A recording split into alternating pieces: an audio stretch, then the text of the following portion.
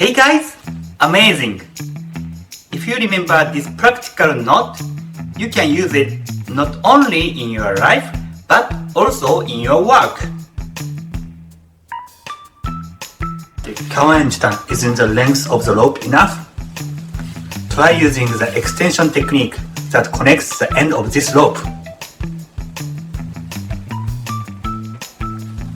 The brutal student rope knot. It will be useful in the event of a disaster or outdoors, so please practice while watching this video.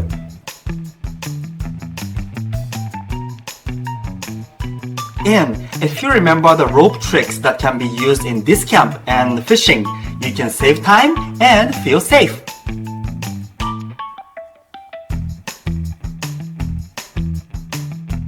Everyone, if you want to fix your truck's luggage so that it doesn't sway, remember the trucker's hitch.